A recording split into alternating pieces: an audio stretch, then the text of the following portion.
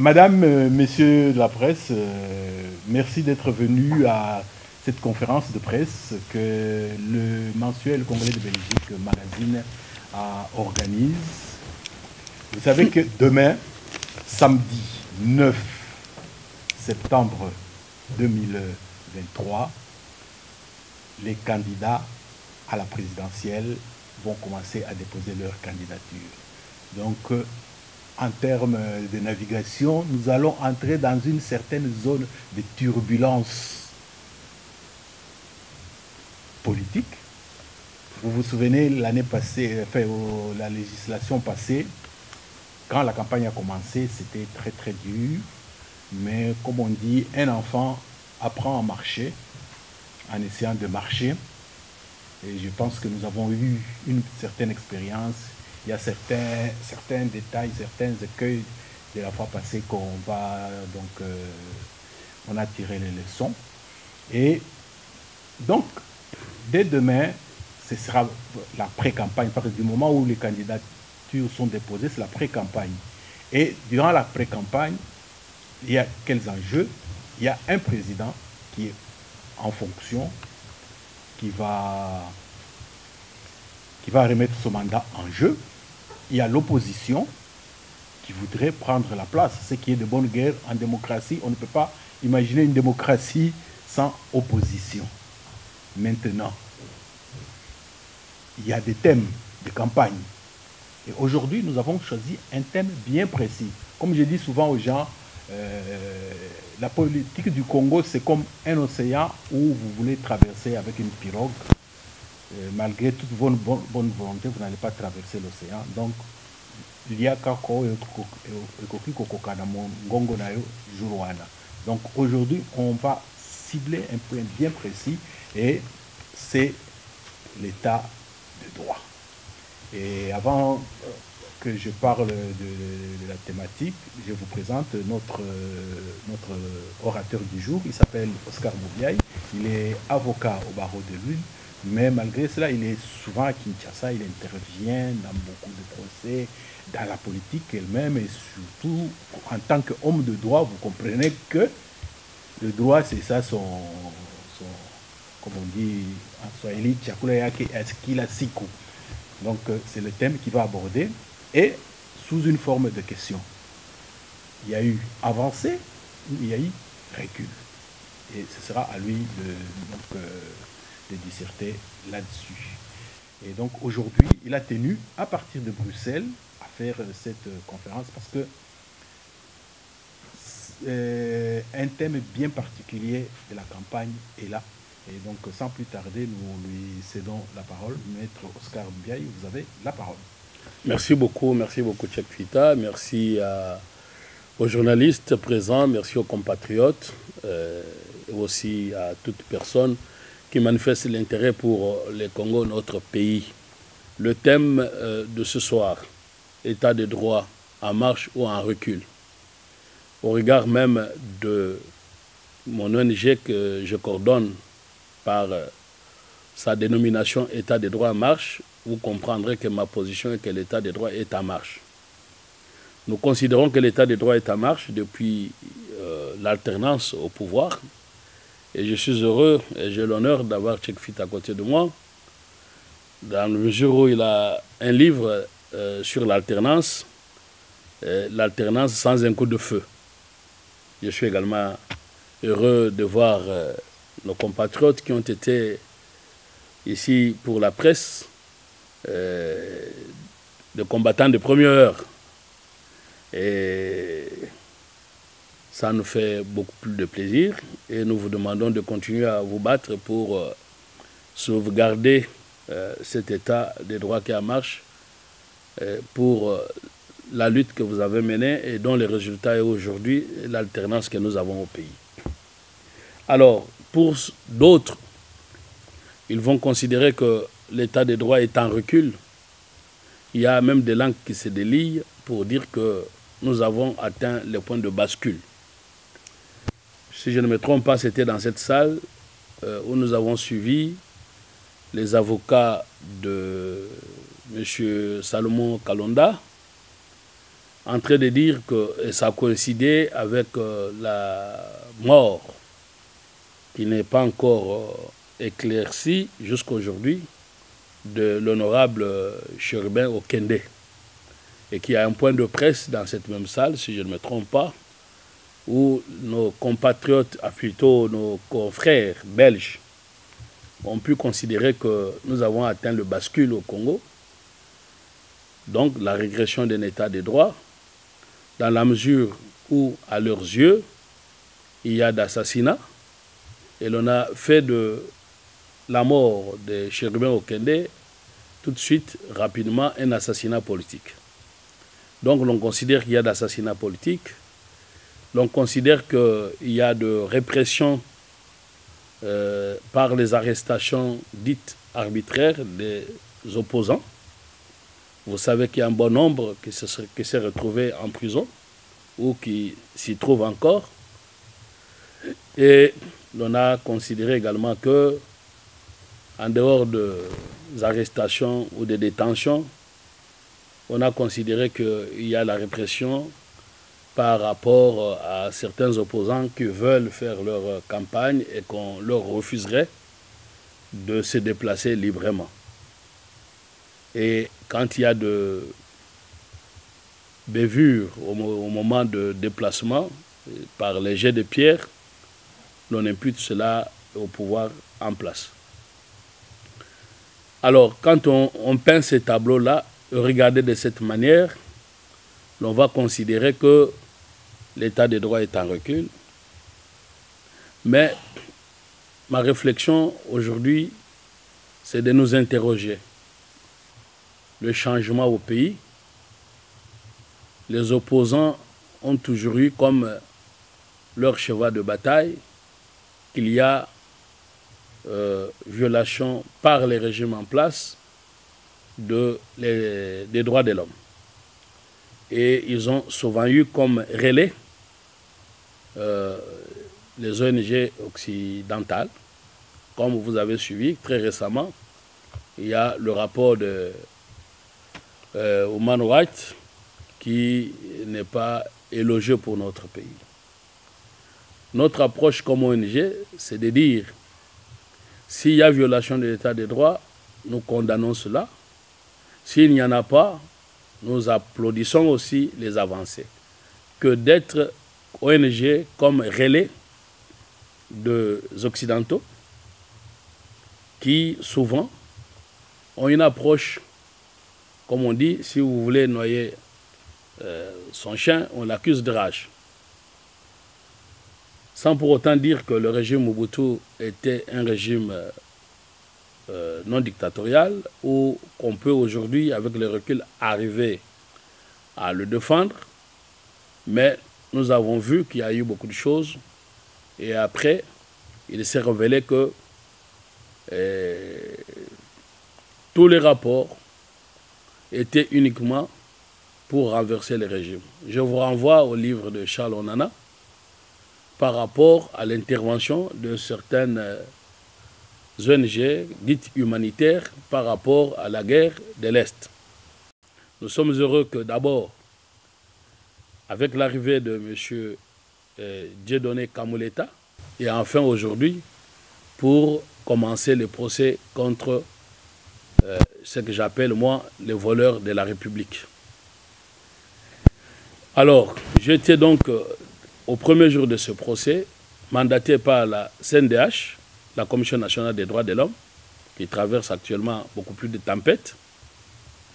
Donc, vous êtes au courant en tant que journaliste, vous savez qu'il y a un mauvais vent qui souffle sur la Commission nationale des droits de l'homme, dirigée par M. Paul Sapou, dont la notoriété ne fait aucun doute, tant au plan national qu'international. Mais il y a certains esprits qui se sentent gênés de la présence de M. Paul Sapou parce que celui-ci n'admet pas que l'on arrive aujourd'hui au pays, que l'on soit d'Amnesty International, pour finir par un des rapports non contrôlés. Et pour cela, les opposants qui estiment et qui voient de mauvais œil que nous soyons en train d'aller dans le sens d'un État de droit en marche n'ont pas autre chose à faire que s'attaquer à M. Paul Sapou, droit de l'homme, s'attaquer au président de la Cour constitutionnelle, Dieudonné Kamoulétat. Vous avez suivi qu'il y avait eu un courrier où on demandait sa démission par rapport à l'assassinat de M. Chérubin Okende. Donc, nous vous y répondrons. Et donc, quand je suis allé à ce procès-là, j'ai constaté que le procès s'est déroulé régulièrement par rapport au respect de ce que l'on appelle procès équitable. Quand on dit procès équitable, c'est que l'on va savoir, il y a des critériums, des critères. Est-ce que les personnes poursuivies ont eu accès à leur avocat? Dans ce procès-là, la réponse est oui. Tout prévenu, y compris Matata qui parle d'acharnement, avait eu son avocat, et surtout ses avocats parce qu'il en a tout un groupe qu'on appelle collectif de la défense. Est-ce que les gens ont eu droit à leur interprète? Il y a eu droit à l'interprète parce que le Sud-Africain, qui ne parle pas français, on lui a commis un interprète qui a eu à interpréter, donc il a eu à s'exprimer avec son interprète. Les avocats avaient formulé une demande au jour de la première audience d'avoir librement accès au dossier pour préparer leur défense. Le président de la Cour constitutionnelle, M. Dieudonné Kamoulétat, a ordonné immédiatement à ce que le dossier soit laissé à la disposition des avocats. Vous savez qu'en matière pénale, on ne se communique pas des pièces, contrairement au procès de 100 jours où il y a eu l'expression célèbre avec l'actuel ministre de l'économie, pièce contre pièce. Bon, ça c'est dans le procès civil où on échange des pièces. Dans le procès pénal, les pièces sont à la disposition des avocats au greffe, ça veut dire au secrétariat de la juridiction, en l'espèce la Cour constitutionnelle. Et donc, on doit laisser les avocats aller lire les dossiers librement pour préparer leur défense. C'est ce que le président de la Cour constitutionnelle, M. Kamoulétat, avait ordonné immédiatement. Il y avait l'irrégularité dans la convocation. Au premier jour, concernant M.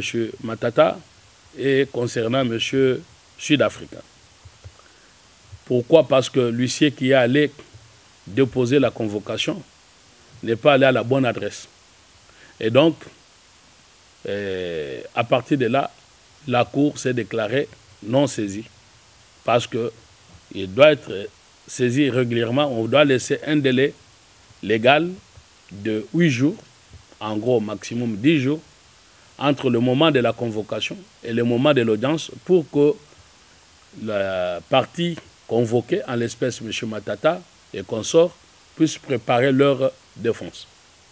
M. Matata, qui savait très bien de par ses avocats, parce que comme avocat, quand le tribunal n'est pas saisi, nous le savons en avance, a eu à faire les scénarios pour dire que alors qu'il n'allait pas se présenter ou qu'il allait se présenter, il ira ou il n'ira pas, alors qu'il savait très bien que ce jour-là, la Cour n'allait pas être saisie et que tout ce bruit-là ne servait à rien, si ce n'est qu'à vendre l'image du pays, comme quoi il y a l'acharnement contre lui.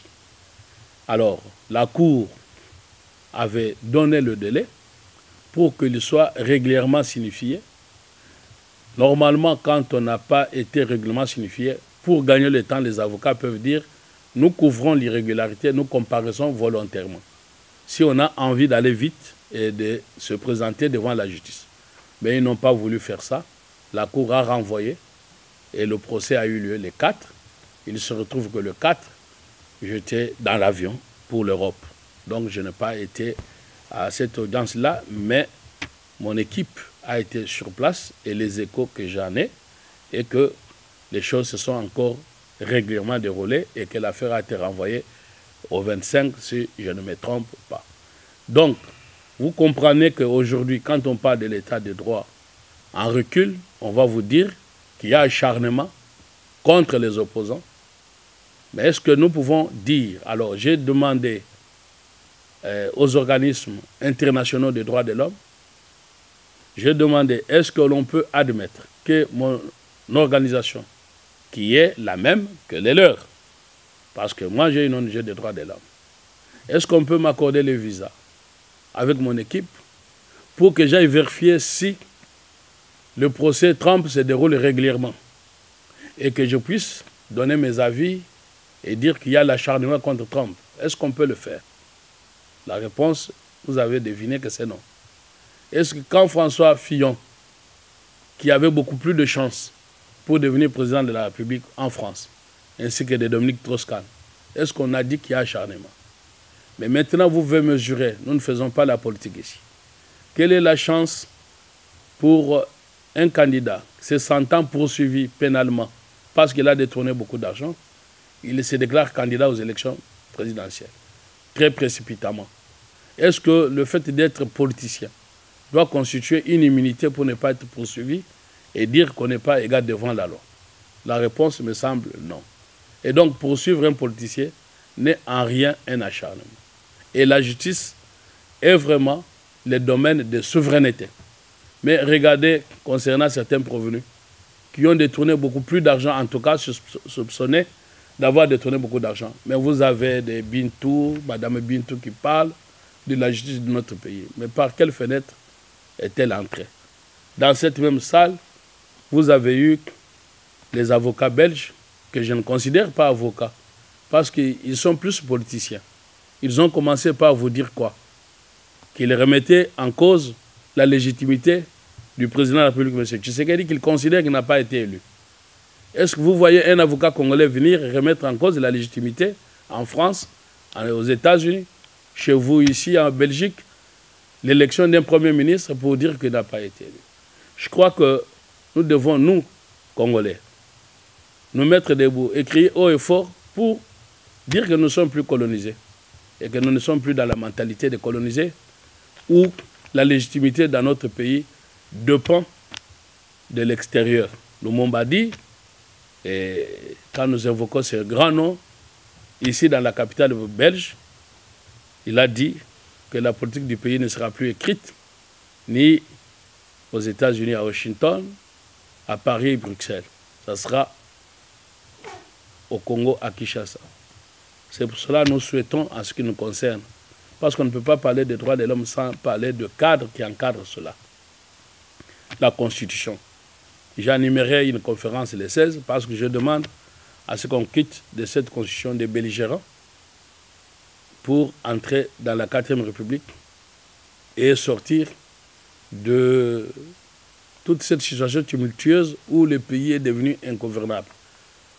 Trop de motions de censure, on ne peut plus rien faire et tout ça, ça voudrait dire que le cadre n'est pas adapté. Mais en termes clairs et en conclusion, je voulais ici essentiellement marteler sur notre indépendance d'esprit où nous devons ne pas être comme les colonisés qui aiment tout le temps changer de maître. Hier, on avait les colons. Quand on a eu Mobutu, nos parents nous ont dit mais les temps des colons, nous étions bien. Nous qui avons connu Mobutu, quand Kabila est arrivé, nous avons dit mais du temps de Mobutu, nous étions bien. Et ceux qui ont connu Kabila, quand Tshisekedi arrive, on dit que du temps de Kabila, c'était en tout cas bien et qu'aujourd'hui, Tshisekedi violerait les droits de l'homme plus que Kabila sur 18 ans. Je crois que ce n'est pas sérieux et nous ne devons pas changer tout le temps parce que quand on change tout le temps, on manque de stabilité, il y aura moins de développement et quand il y aura moins de développement, il y aura moins aussi de respect des droits de l'homme. Voilà un peu ce que je peux vous dire à ce stade, tout en restant à votre entière disposition, en ayant ma ligne de conduite qui vous dit que les tableaux des droits de l'homme, nous sommes en train d'avancer. Même si nous pouvons chuter, on peut se relever, et même si nous sommes en train de tituber. Voilà ce que je peux vous dire et reste à votre entière disposition pour des questions. Merci bien, maître Oscar Mobiaï. Un instant.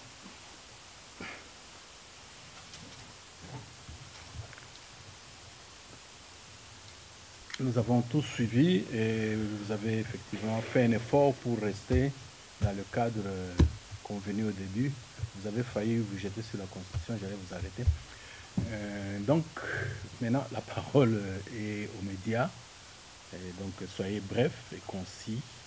Comme ça, chacun a l'occasion de poser au moins une, deux, même trois questions. Voilà. Qui commence? Bon, Pasteur Bobo, du micro de Pasteur Bobo, vous avez la parole. Micro de Pasteur Bobo. J'ai 2-3 questions, je crois. Commencez mollo, hein? On va revenir. Je m'excuse, hein? C'est une question de procédure. Il faut qu'on aille vraiment en profondeur et ne pas embrouiller ceux qui nous suivent. Une question, et puis on revient. Allez-y. Je commencerai par Matatamponi. Un dossier que vous venez de terminer avec. Je pose des questions. Je suis d'accord avec vous qu'un politicien ne peut pas avoir l'immunité par rapport au dossier. Mais ce que je ne comprends pas. Félix Tshisekedi prend le pouvoir 2018 ou 2019. On est 2023. Pourquoi avoir entendu presque 3, 4 ou 5 mois avant les élections pour commencer à poursuivre ce que vous réfutez ou on dit acharnement contre une personne qui s'est dit candidat à l'élection présidentielle? Si on l'avait poursuivi 2019-2020, c'était logique, mais on est 2023. Est-ce que ce n'est pas de l'acharnement là? Est-ce qu'on n'a pas régressé par rapport à ce que vous dites là? On a progressé, mais c'est un candidat potentiel, même s'il se cache derrière l'élection présidentielle, mais il fallait l'attaquer plus tôt. Merci. On peut répondre ou bien? Oui.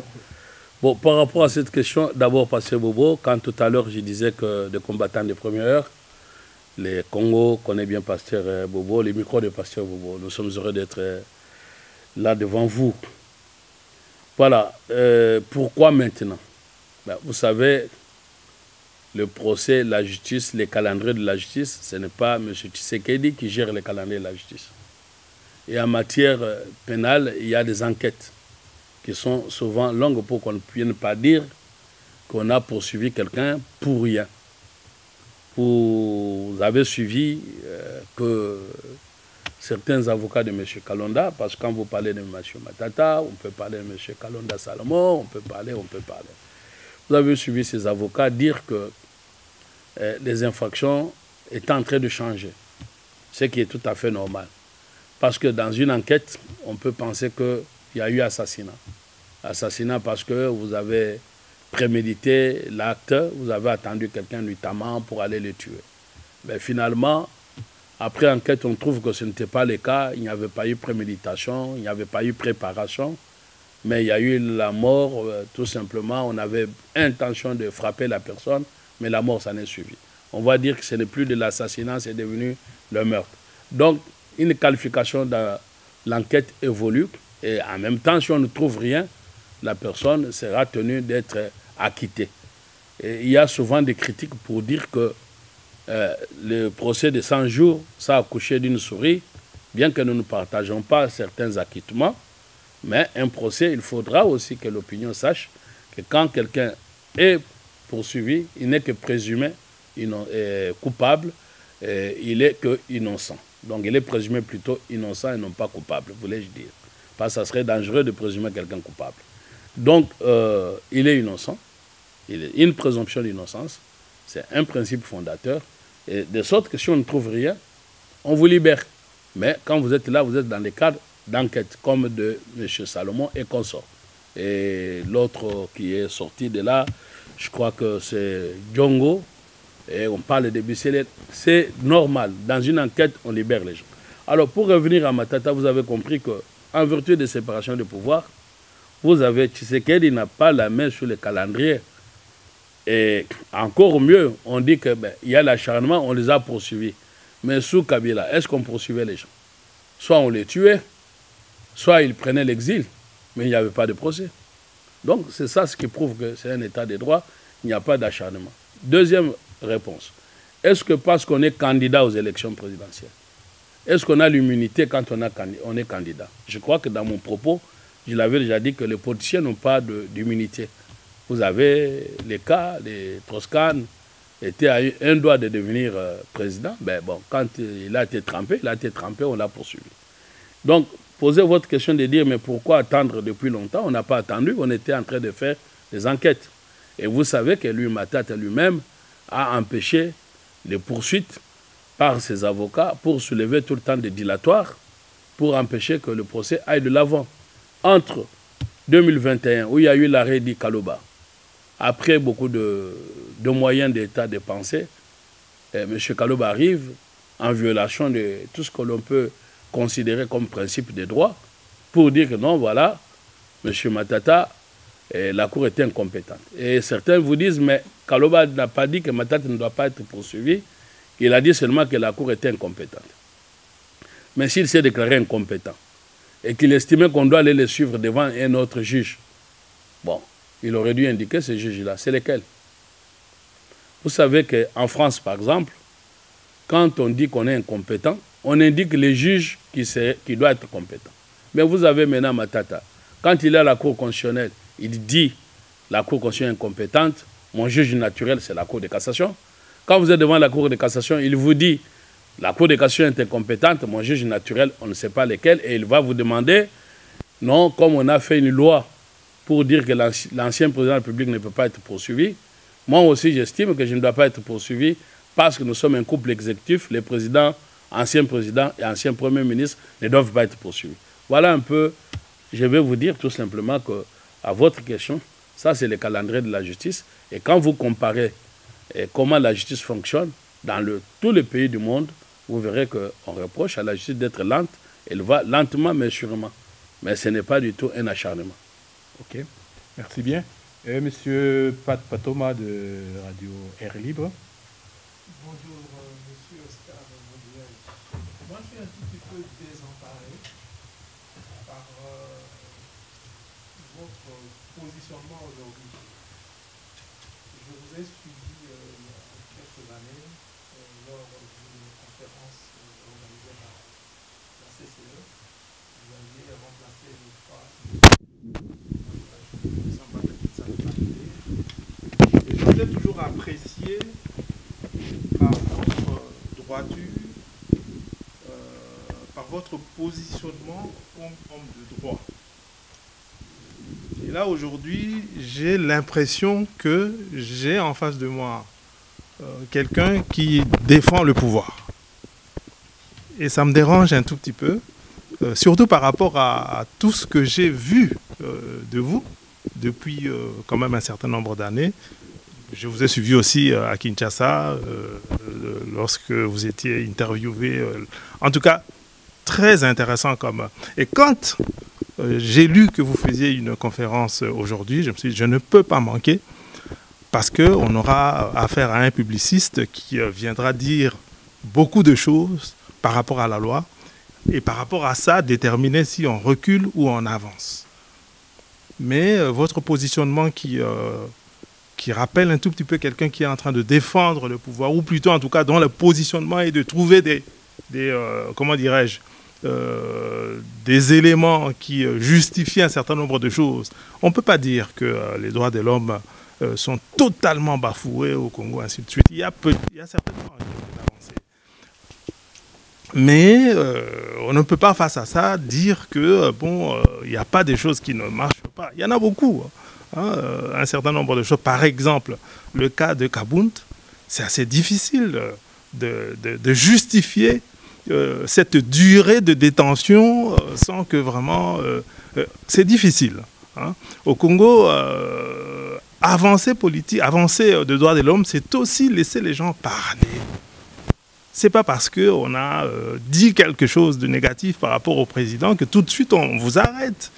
Parce que semble-t-il qu'il y a un article de loi des années 60, pardon, oui, je vais aller vite, des années 60 qui dit que outrance au chef de l'État, automatiquement on vous arrête. Non, c'est pas ça un État de droit.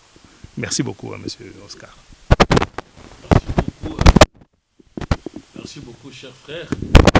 Je suis heureux que vous ayez été dans le passé quelqu'un qui appréciait mon combat et que vous soyez toujours présent en train d'apprécier mon combat, mais en y mettant aujourd'hui un peu de bémol où vous estimez que je serais devenu quelqu'un qui défendrait les pouvoirs.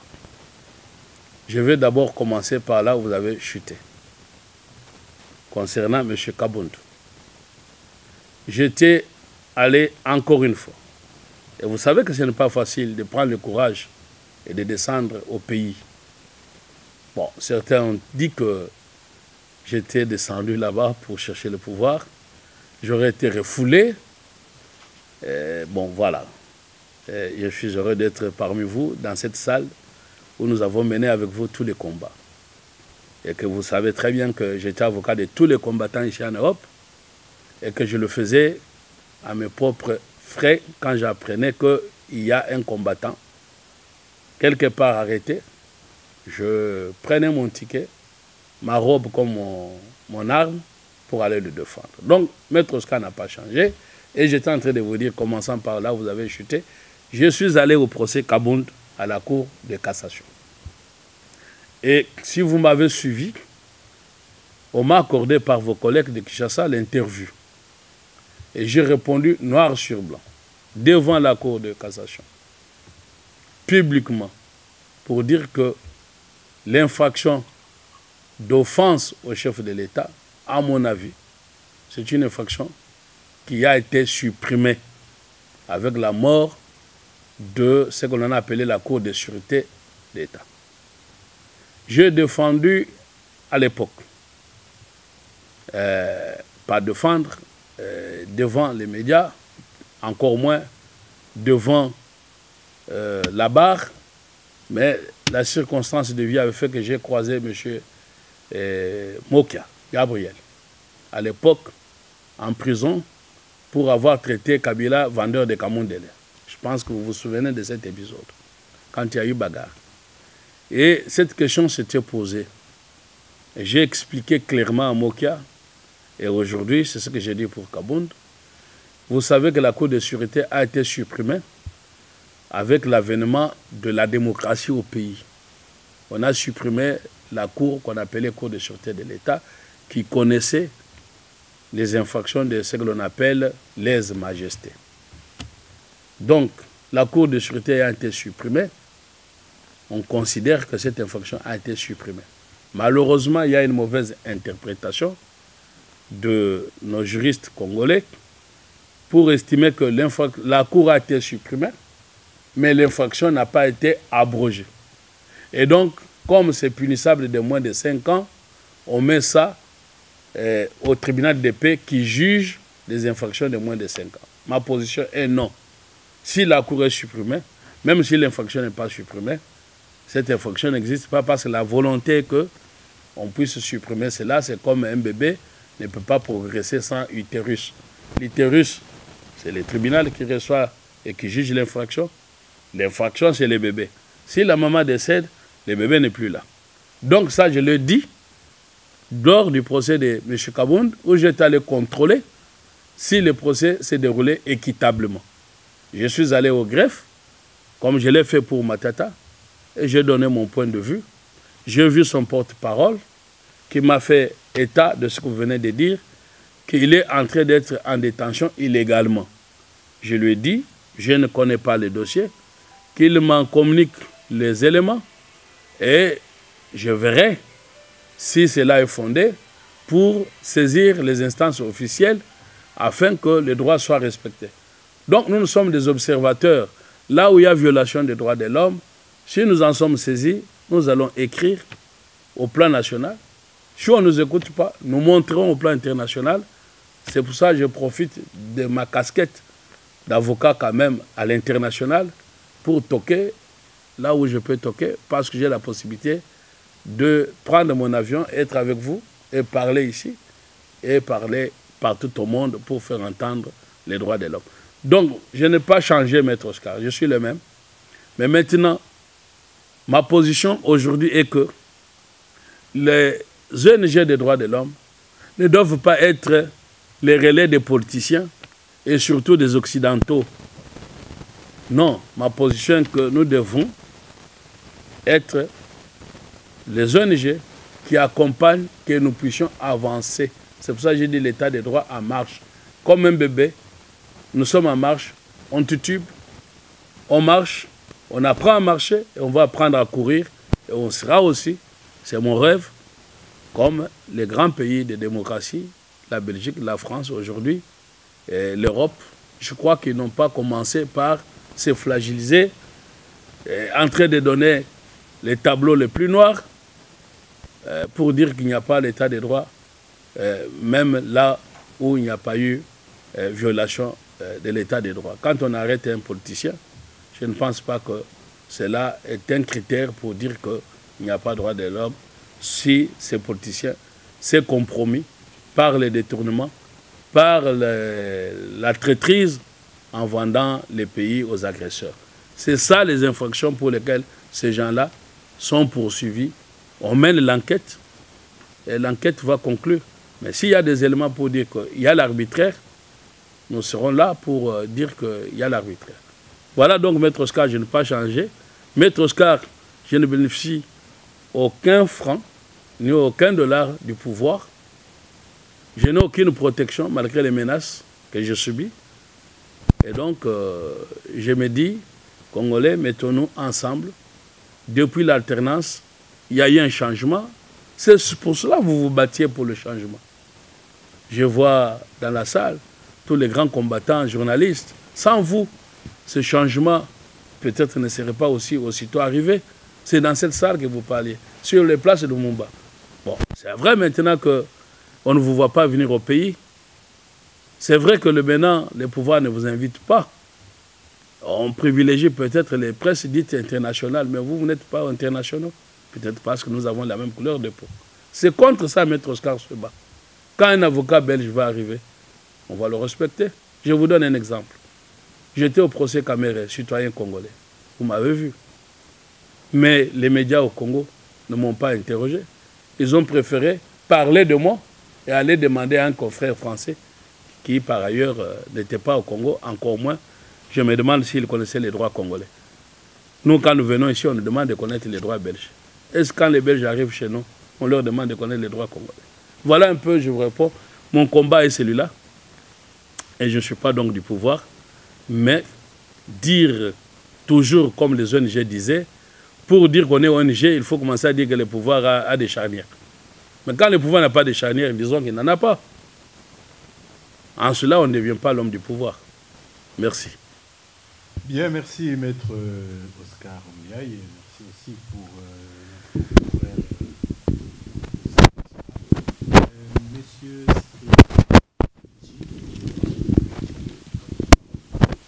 Oui, j'ai une question concernant M. Matata Ponyo. Selon la jurisprudence, les arrêts rendus par la Cour constitutionnelle sont irrévocables et n'ouvrent pas la voie à un deuxième procès. Comment expliquer que M. Matata Ponyo est devant les juges de la Cour constitutionnelle? Si M. Dieudonné Kalouba a fait une erreur, cela ne doit, on ne peut pas imputer ça sur la tête de M. Matata Ponyo. Bon, très bien, très bien. Les amis de Wechi. Bon, je crois que nous sommes toujours amis. Nous sommes toujours du bon côté de l'histoire. Alors, la question là que vous me posez, je dirais tout simplement ce qu'ils disent, ce que vous venez de dire.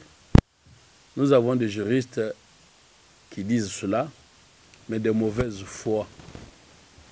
C'est une question élémentaire du droit. Les cours que donne le professeur Nyabirungu, c'est un cours de 2e année de graduat ou de licence. Ça veut dire après 1 an, parce que les droits au Congo comme en Belgique, c'est 5 ans, je pense. En France, c'était 4, maintenant c'est devenu aussi 5 ans avec la réforme. Vous comprenez, quand on est à 2e, c'est les cours que Nyabirungu donne. Ce sont des choses élémentaires. Mais ils ont voulu, au nom des intérêts, dénaturer la science. Tenez, ils ont fait croire que les arrêts de la Cour constitutionnelle sont insusceptibles de recours. Ce qui est vrai. On sait que les arrêts rendus par la Cour constitutionnelle ne font pas l'objet de recours. C'est l'article 168 de la Constitution congolaise.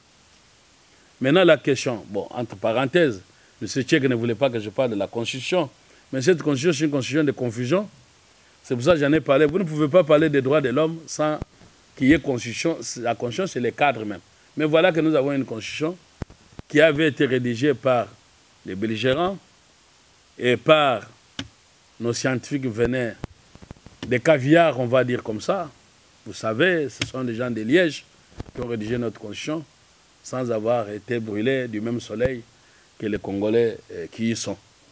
Bon, très bien. Ça, ce n'était qu'une parenthèse. Cet article 168 dit ceci, que les arrêts de la Cour ne peuvent pas faire l'objet de recours.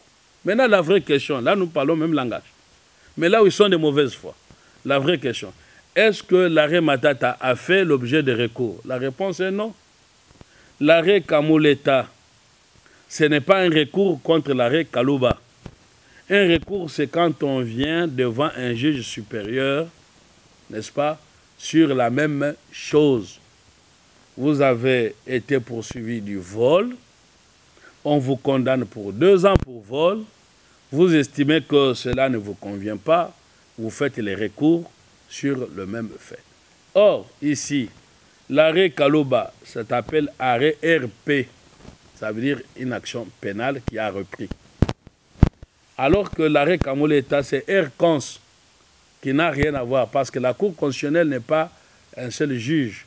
Dans la Cour constitutionnelle, vous avez les juges pénals, vous avez les juges d'interprétation, et vous avez les juges de contentieux électoraux, vous avez beaucoup de juges. Alors, qu'est-ce qui s'est passé? Après que Kalouba se soit prononcé incompétent, on ne pouvait pas rester les bras croisés parce qu'on ne peut pas être dans un pays où la personne n'a pas de juge. Matata lui-même a dit, dans sa défense, par ses avocats, qu'il était sénateur, que le juge compétent pour lui devrait être, à tout le moins, la Cour de cassation. On a orienté le dossier à la Cour de cassation. Arrivé au niveau de la Cour de cassation, il était question maintenant de dire si la Cour de cassation, avant de juger Matata, s'est posé la question de savoir qu'est-ce qu'on entend par cette formule qui a fait beaucoup de problèmes? Une infraction commise dans l'exercice ou à l'occasion. Alors, selon qu'on interprète cela, pour savoir si on peut juger l'ancien Premier ministre ou pas, à ce moment-là, la Cour de cassation allait se déclarer compétente ou pas. C'est comme ça qu'elle a retourné le dossier devant la Cour constitutionnelle, cette fois-là comme juge d'interprétation, pour lui interpréter, c'est comme un médecin qui demande l'échographie, pour lui interpréter la formule qu'on entend par dans l'exercice ou à l'occasion. C'est là que nous saluons l'arrêt Kamuleta 2, qui est venu dire que la compétence revient à la Cour constitutionnelle. Pourquoi? Parce que Kalouba, en disant que Matata ne pouvait pas être poursuivi, puisque les infractions étaient commises alors qu'il n'était plus Premier ministre, à ce moment-là, il a estimé que la Cour était incompétente, puisque si Matata a été justiciable de la Cour constitutionnelle, c'est par rapport à sa qualité de Premier ministre. Mais comme il n'est pas Premier ministre, il ne peut plus être poursuivi, donc il n'a plus de privilèges. Voilà l'erreur de Kalouba, c'est d'avoir considéré qu'on était seulement juge du Premier ministre par rapport aux privilèges, et quand on n'a plus de privilèges, on va aller ailleurs. Ailleurs où, sans décider où. Donc je ne veux pas vous prendre votre temps pour entrer en détail de juridisme ou de théorie académique, mais je vous dis ici tout simplement que l'arrêt Kamuleta n'est pas un recours contre l'arrêt Kalouba. Et si Kalouba avait commis d'erreur, est-ce que pouvons-nous corriger cela? Votre question encore. Oui, on peut corriger ça quand il ne s'agit pas d'une décision de fond. En droit, il y a ce qu'on appelle décision de fond, c'est celle qui tranche les litiges. Quel était le litige? Matata a-t-il détourné ou pas détourné? Si Kalouba avait dit Matata n'a pas détourné, à ce moment-là, on n'aurait pu y revenir parce qu'il n'y a pas de recours. Matata aurait été acquitté définitivement. Mais Kalouba n'a pas dit ça. Kaloba a dit, moi, cour constitutionnelle, je ne suis pas compétent. À partir de là, une décision de compétence n'est pas une décision définitive. À ce moment-là, on doit demander qui est compétent. Et pour savoir qui est compétent, on a demandé l'interprétation. Et heureusement que nous avons eu encore un autre Dieu donné, que Dieu nous a donné cette fois-ci, bien sûr, parce que le premier ayant conduit le pays dans l'abîme, le deuxième est venu nous sortir de cet abîme. Dire ça, ce n'est pas défendre le pouvoir, c'est défendre les droits. Et vous m'avez vu inviter tous les professeurs au débat contradictoire, ils ne sont pas venus. Ils ont envoyé leurs disciples qui ont succombé et ils ont commencé eux-mêmes à dire que j'avais raison. Je crois que comme vous me suivez, vous avez suivi ce débat-là. Voilà ce que je peux vous répondre. Donc, l'arrêt Kamoleta n'est pas un recours par rapport à l'arrêt Kaloba. D'abord, parce que l'un et l'autre, ce ne sont pas les mêmes juges. Les recours, c'est revenir devant les mêmes juges ou aller devant les juges supérieurs. Ici, nous sommes face à un juge d'interprétation et là-bas, on était face au juge pénal. Mais pour comprendre qui est compétent, qui ne l'est pas, il faut que le juge d'interprétation interprète. Et là, quand je disais à Tchekfita par rapport à ce que nous puissions avoir cette fois-ci des lois claires, c'est pour ça que je disais qu'on sorte de cette constitution. Quand vous prenez la constitution française, par exemple, il est dit clairement, on n'a pas de formule magique. On a dit que le président doit être suivi ou le premier ministre pour les infractions qu'ils avaient commis, qui étaient des crimes au moment où ils étaient. Donc notre question maintenant, nous n'avons pas dit au moment où il était. À l'occasion, on ne sait pas. Mais vous êtes ici, vous parlez français correctement. Quand on dit à l'occasion de mon passage à Bruxelles, c'est quand j'étais à Bruxelles. Donc quand on a commis une infraction, à l'occasion ou dans l'exercice, c'est quand on était. Donc Kaloba n'avait pas interprété la formule à l'occasion, il n'a vu que dans l'exercice. Bien, merci. Nous allons faire un dernier tour de table, mais cette fois-ci, je vous demande une question précise et à l'orateur, réponse concise. Comme ça, parce que nous devons aussi gérer le temps d'occupation de l'espace. Ça a un coût. Merci beaucoup. Le sujet est très intéressant. Moi, je posais la question par rapport à l'actualité. À Goma, il y a eu plus de 50 morts selon le ministère public. À vous entendre parler, vous réfutez pour vous l'état des droits. Ça marche comme sur des roulettes. Bon, ça c'est bon, c'est pas vous.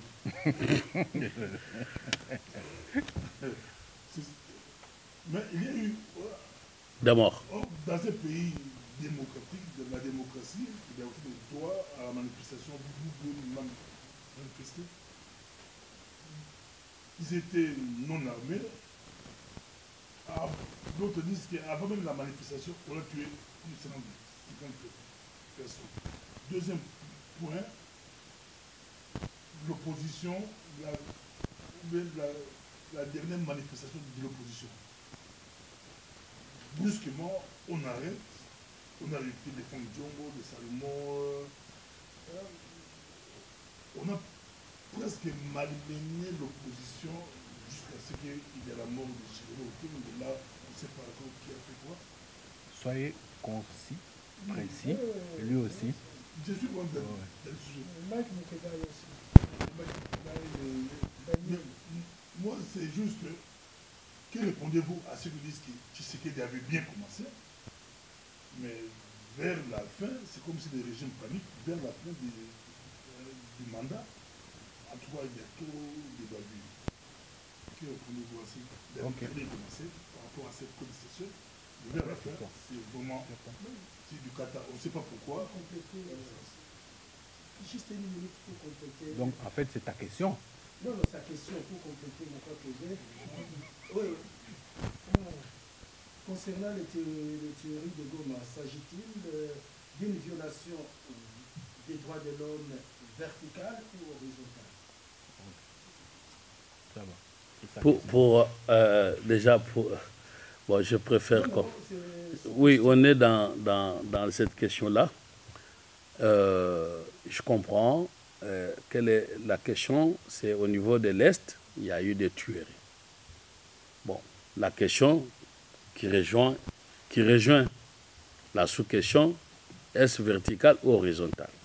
Pour répondre à ça, il faut qu'on se demande qui est l'auteur de ce que l'on appelle tuerie.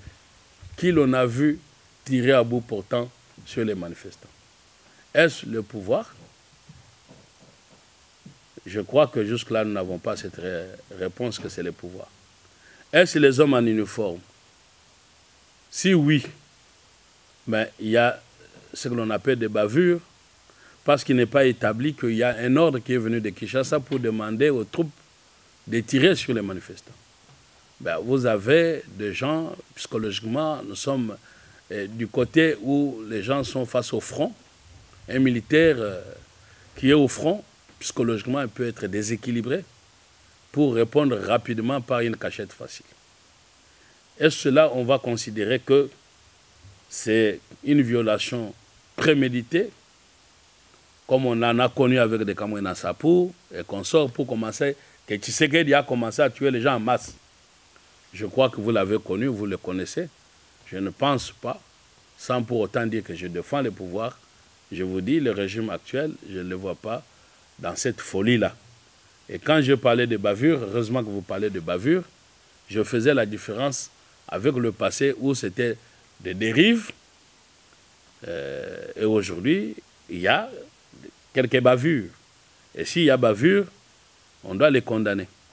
C'est ce que j'étais en train de répondre pour dire que moi, je ne suis pas là pour commencer à défendre les pouvoirs. Donc, je souhaiterais, vous qui êtes bien informés, qui avez l'actualité, nous devons commencer par savoir c'est qui a donné l'ordre que l'on tire sur les manifestants inoffensifs. À ce moment-là, si cet ordre devient du pouvoir, ben nous le condamnons non seulement en dénonçant, mais aussi et surtout, cela constituerait des poursuites parce que le donneur d'ordre est punissable. Maintenant, il faut, comme dans tout pays qui se respecte, laisser l'enquête agir et non pas dire que non, Tshisekedi a envoyé les gens tuer. Bon, je trouve que c'est trop facile de dire que Tshisekedi envoie les gens tuer les manifestants. Même du temps de Mobutu, on ne tuait pas à bout portant 50 manifestants. Et je ne pense pas que Tshisekedi serait devenu fou pour le faire, ce que même Mobutu n'a pas fait, encore moins Kabila. Donc je crois que vous les connaissez mieux que moi. Je crois qu'il faut laisser l'enquête continuer. Et quant à ce qui concerne Salomon Kalonda dont vous avez parlé, qui a fait l'objet de beaucoup de marketing par nos amis belges qui sont ses avocats, mais qui sont beaucoup plus politiciens, ses camarades politiciens, Salomon Kalonda n'a pas été arrêté au cours d'une manifestation. Vous l'avez vu, son interpellation, il tentait de s'enfuir vers le Katanga. On l'a interpellé sur le tarmac. Je me suis approché de Demiap, j'ai vu que la procédure était totalement régulière. Parce que quoi?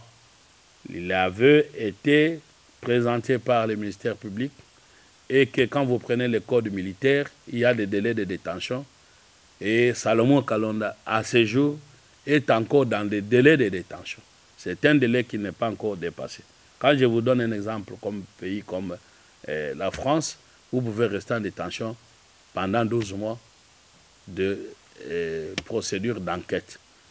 Maintenant, je vous demande, est-ce que sommes-nous dans quel pays où on peut venir nous dire facilement par quelqu'un qui a été Premier ministre pour nous dire qu'on a fait tomber une arme dans une manifestation? Est-ce qu'un militaire peut faire tomber une arme?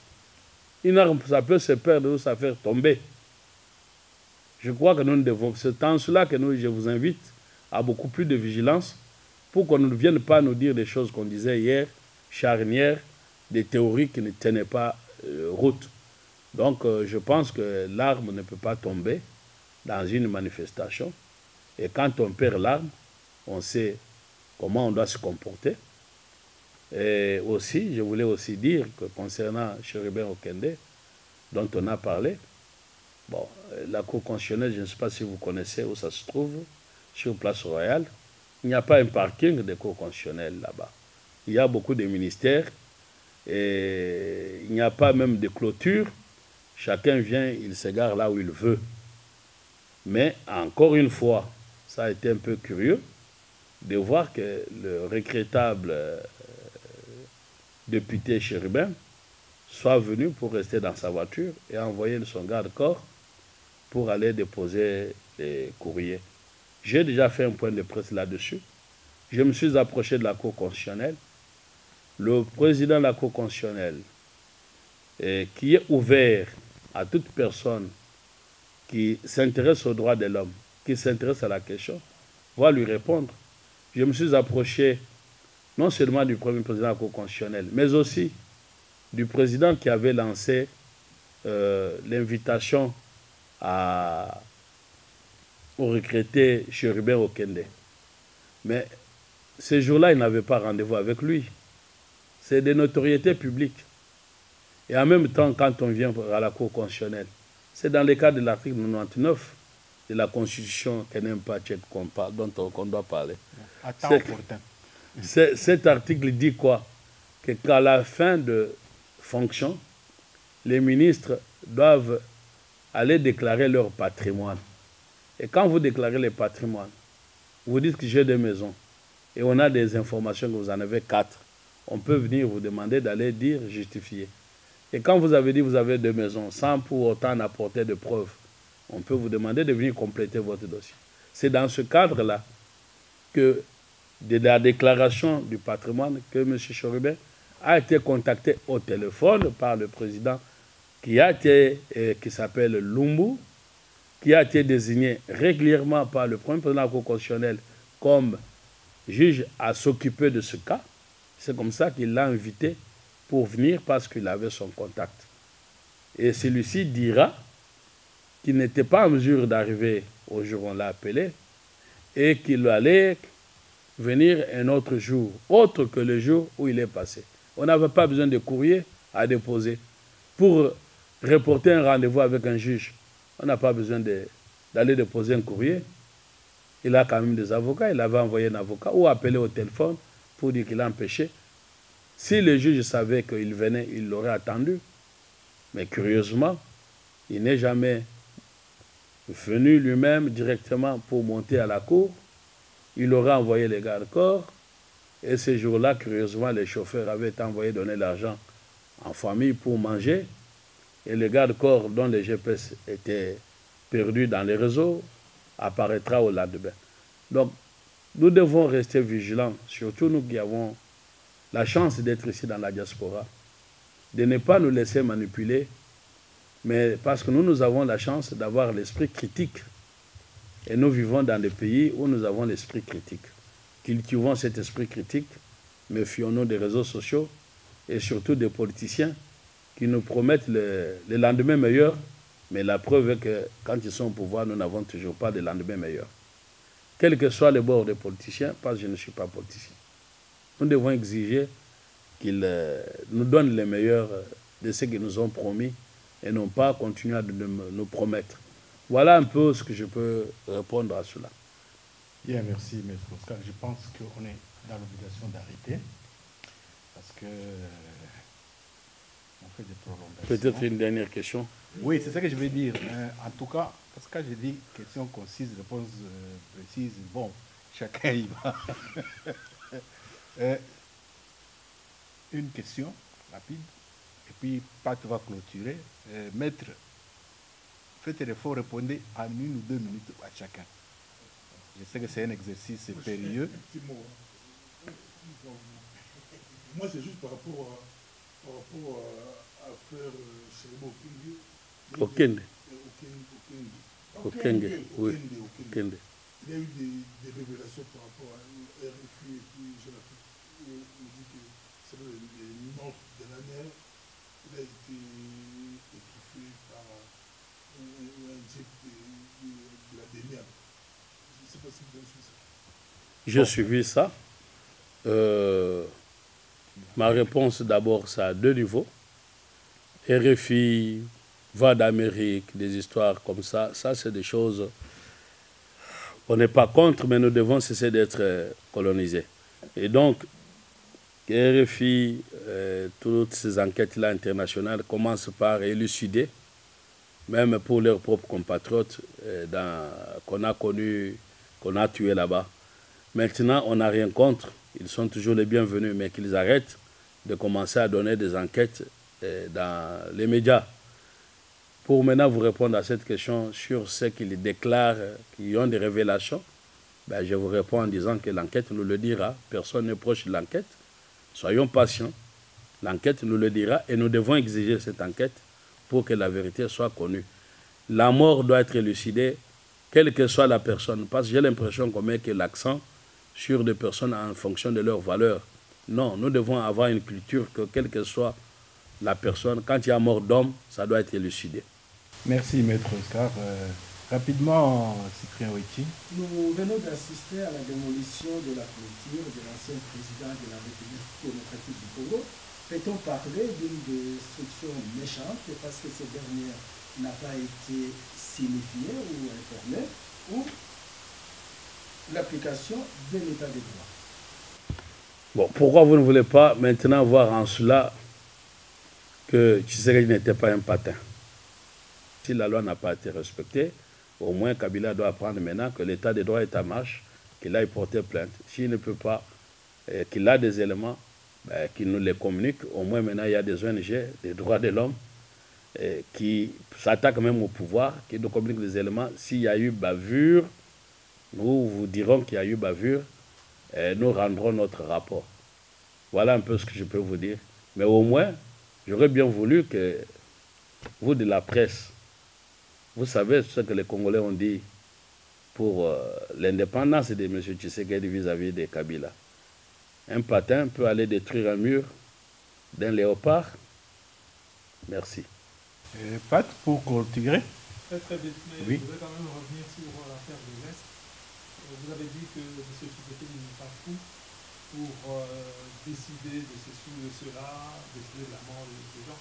Mais attention, parce que généralement les gens que nous connaissons dans la vie civile comme ça, lorsqu'ils changent d'état, lorsqu'ils deviennent président ou ministre, ainsi de suite, c'est tout à fait autre chose. Donc on ne le connaît pas. Donc vous voulez me dire que Tshisekedi serait devenu fou? Non, j'ai pas dit ça. Parce que... C'est vous qui avez dit qu'il n'est pas fou pour avoir... Et vous avez dit... Moi, je dis on ne le connaît pas.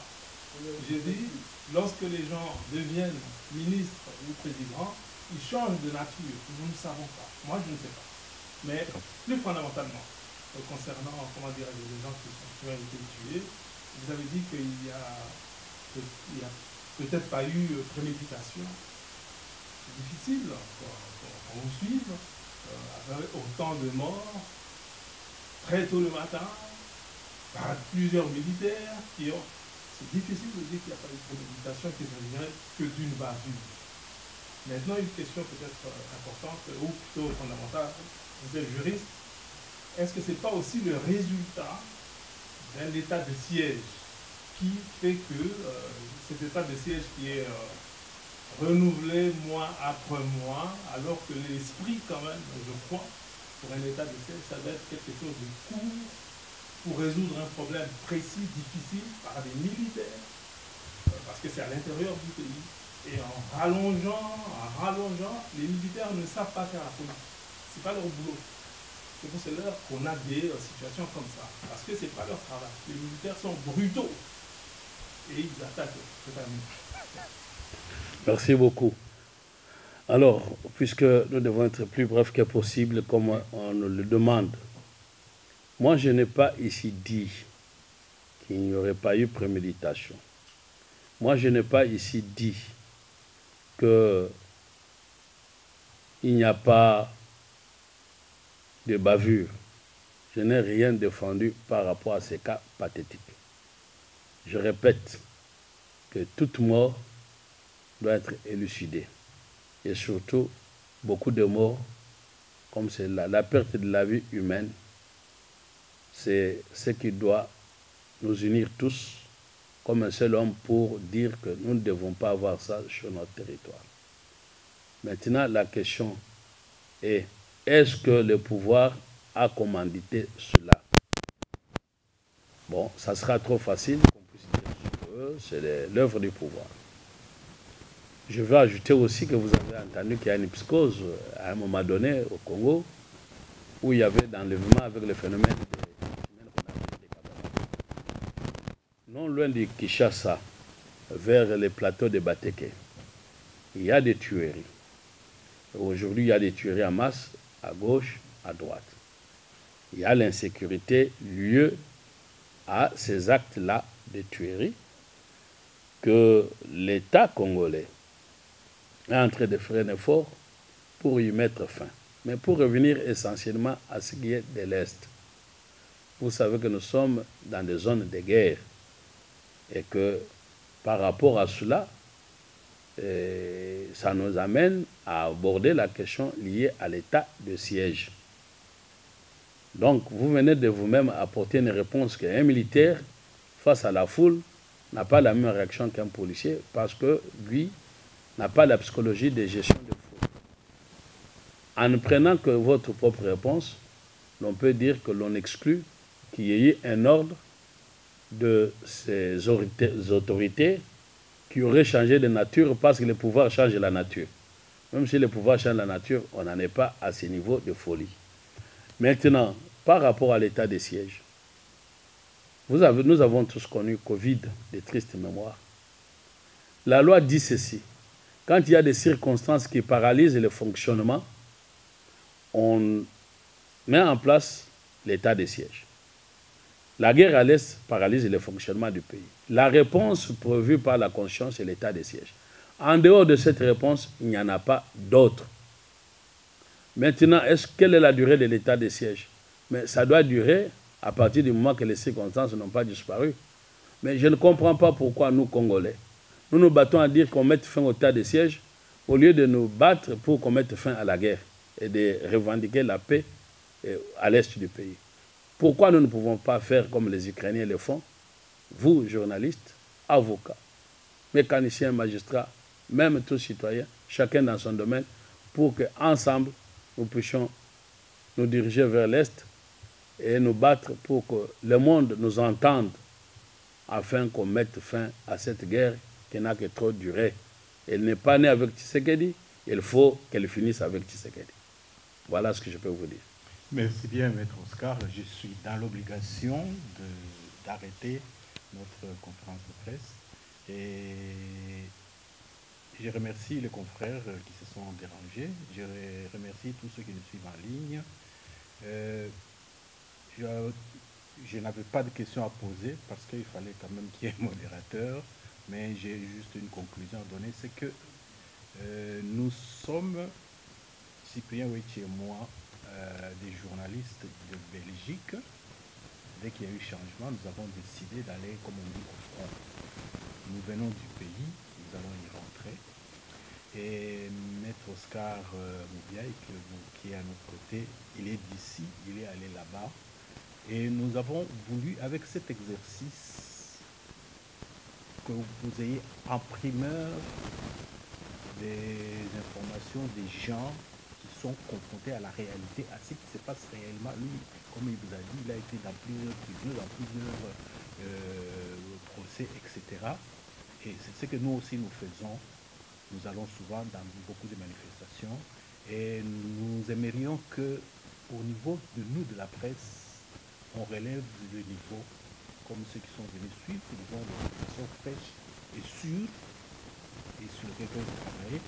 Et notre orateur a dit, méfiez-vous des politiciens, méfiez-vous des réseaux sociaux. Il y a une certaine liquéfaction de l'information dans les réseaux sociaux et les politiciens donnent des informations orientées. Nous, les journalistes, nous avons une grande responsabilité. Et eux, les hommes de droit, ont la responsabilité de nous laisser, de nous amener sur le droit chemin. Donc c'est le dernier mot que j'avais. Et donc je vous remercie encore une fois. Et si on a une autre occasion de faire un exercice pareil, nous ne manquerons pas. Encore une fois, messieurs et dames de la presse, chers amis qui nous suivez en ligne, merci et à la prochaine.